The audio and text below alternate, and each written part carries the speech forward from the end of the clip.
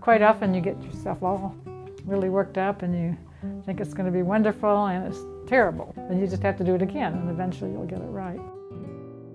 To me it's magical. It's just a process I learned way back in college and I just fell in love with printmaking.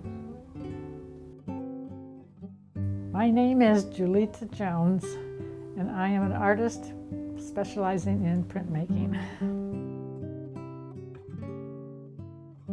I have been exhibiting at the Sawdust for at least 20 years. I exhibit at the Sawdust because I can make money there and I meet lots of people and it's fun. I specialize in endangered species, so I love animals. So most of my printmaking involves animals, nature. I specialize in viscosity printing, which is a way of putting multiple colors on one plate so it only has to go through the etching press once.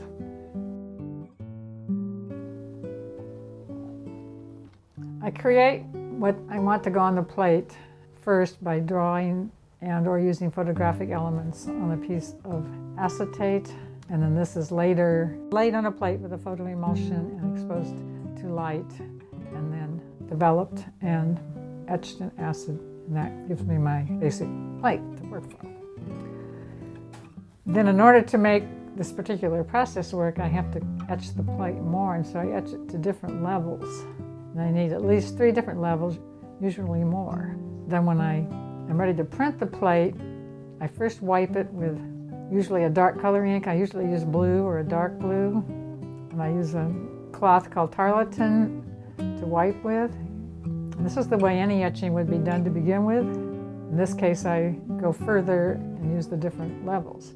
So after you've got it all wiped and have it the way you want it, then I take an ink of a different color, usually a yellow ink and a red ink, and I mix the yellow ink with something called Miracle Gel Reducer, which makes it oilier than the red ink. And I roll the yellow ink out, and then it was until it can reject the red ink when I roll the red ink on. So I take a very hard roller and roll the yellow ink lightly across the top, and then come back with the red roller, which is very soft, and I roll across it with lots and lots of pressure so that the red goes down into the lower levels of the plate, and hopefully the yellow will reject the red.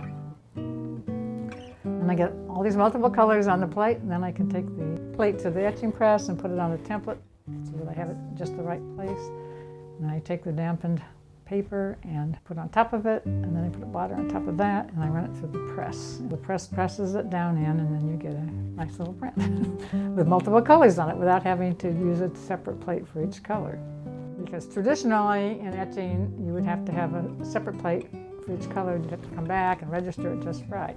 So this way you don't have to do that, and you get a really rich effect that you wouldn't get the other way.